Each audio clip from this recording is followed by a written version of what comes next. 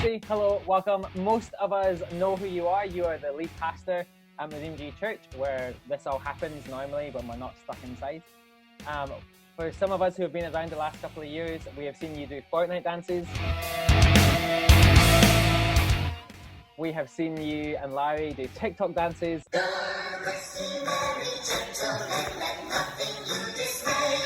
And today, we're making you eat hot sauce. As they eat hot sauce, each question we ask you, Jesse, is going to get a little bit harder and more deeper or personal as the heat scale goes up.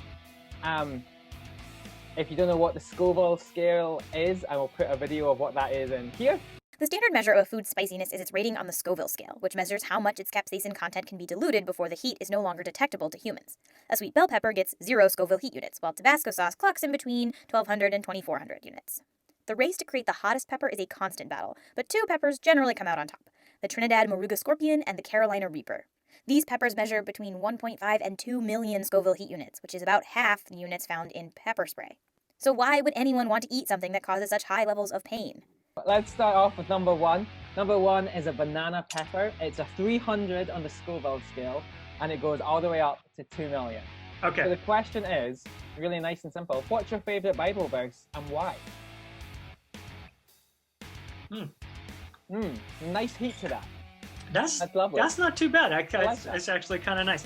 My favorite Bible verse right now is, "I am the light of the world. Whoever follows me will not walk in darkness, but will have the light of life." And so for me, that's just in kind of these dark, crazy times. This is holding on to that light and that hope that Jesus brings. Okay, next one, number three. We're on the Serrano Pepper. Nice bright color. This is a 1700. Okay, no, sorry, so a same ballpark. I'm sorry. 17,000. Okay, So the we got question this. for this one is, why do you follow Jesus? Okay, 17,000. each. Yeah, that's getting a little bit hotter. A little bit. I really like that one actually. It has a good flavor to it. So I follow Jesus because I believe the accounts about him are true, that he really died and rose again, that he loves me, and he wants to give me that new identity with him. Next one, number four, Cayenne Pepper. Okay. A little bit hotter. This is 30,000, so more than double the last one. 30,000. 30,000. And we're only on number 4. I know, right? Okay, next question. Oh man, I can't even talk. Why should I or someone watching be interested in following Jesus? I love it. 30,000, here we go. Here we go. Wow. No bit hotter, no bit hotter. It hit a little different. So why should someone consider following Jesus? I mean, I think the truth is we all have things in our life that we wish were different, or parts of our lives that don't feel quite settled, and we're kind of wondering what to make of that. And I believe the story of Jesus invites us to kind of explore who God says we are, get to understand that there is the God who created us and knows us by name. He created everything, and yet he knows us personally, and that we can have that experience of kind of bringing everything about who we are to him, and knowing that he's going to say, "You're my son, you're my daughter, I love you, I accept you, you belong to me." Number 5, Tabasco Pepper. This Okay. is 50,000. What is your superpower? Here we go.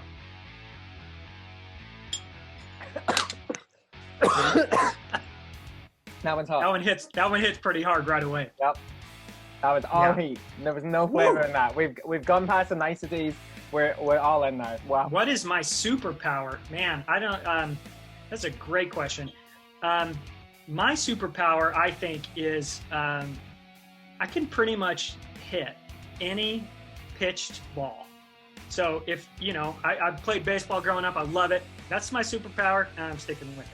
I'm starting to get a little sweat going here. It's hot. I'm not looking forward to number 6. 250,000 on the Scoville scale. No way. Really hot. Our question for you is, why did you decide to work for a church? Oh man. Okay, here we go. Ready?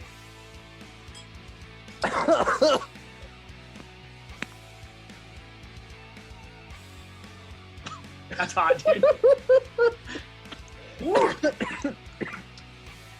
So, why did I decide to work for a church? Well, I was going to go to law school, kind of was on a pre-law track, and I really thought that's where life was taking me.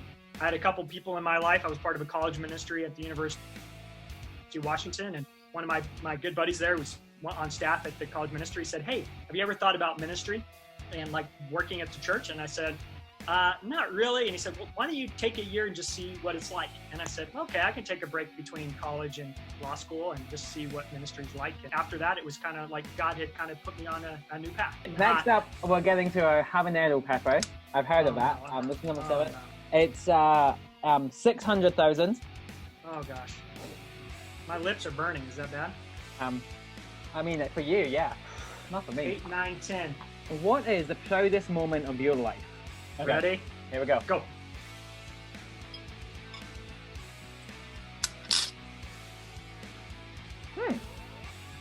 I kind of like that one. It's got a lot of heat. It's got a good. It has a strong aftertaste. I was finished. I like the start of that, not the end.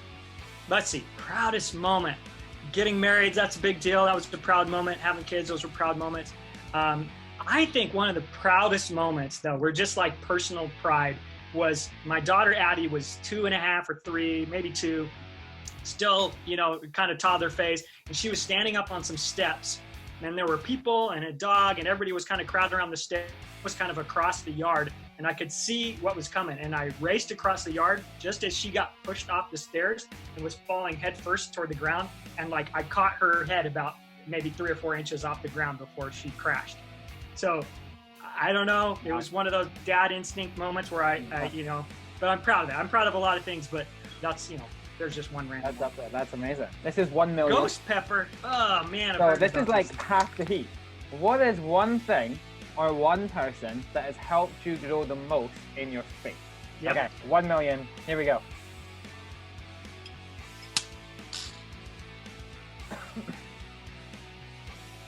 That's a slow burn. It's coming on though. I can feel it. Yeah. Oh man. I don't think I'm gonna be able to taste it. I'm burning here. What was the question? I have no idea. What's one thing or person that's helped you grow the most in your life and faith? Oh man, so many people have helped me along the way. A guy named Jim Mead was a pastor for years and years and had retired, and I had just taken over as the senior pastor and kind of needed some help. And he said, I'll come work with you on your staff as an assistant pastor, when he had been a pastor of really big churches and done all kinds of great things. And so it was really kind of him just to come and like help a young guy out. Oh man, I don't know, dude. All right, let's see. Scorpion pepper. 1,400,000. That's messed up, dude. Here we go.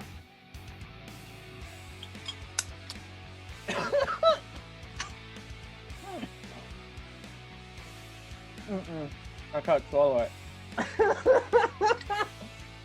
Okay, last one. 2 million? I lied. 2,100,000. Oh! What can we all do as teenagers, as middle schoolers, as high schoolers? What can we do about the injustice that we are seeing in the world right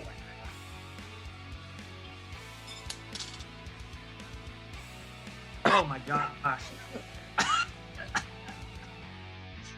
I think I might throw up. Yeah, that's going to be a hard one to keep down. Woo! I think the very first thing you have to do is you have to think justice actually matters. God is a God who cares about justice. I mean, that's one of the things we read in the story of Scripture. Justice matters to God. What ought to be when we see something broken in our world, we see people who have been mistreated, treated unjustly, that part of our role is to work for a more just world and to be serious about that. So for me, that question, the kind of the way I've been wrestling with that right now in light of sort of all the, the protests and George Floyd's death and issues of racial injustice that we're kind of acknowledging in our country right now, is what does God require of me? What does God want me to do about injustice? What step can I take to learn or to grow or to take action? And I think it probably depends on each person what the answer to that question is going to be. But we ought to care about justice, and we ought to take some steps in our own lives to do something about injustice that we see. This is hot, man. I need to go. My nose is running. This is like. Awesome. Thank you, Jesse. You're welcome. Thanks, guys. Hey, everybody. Have fun. With you.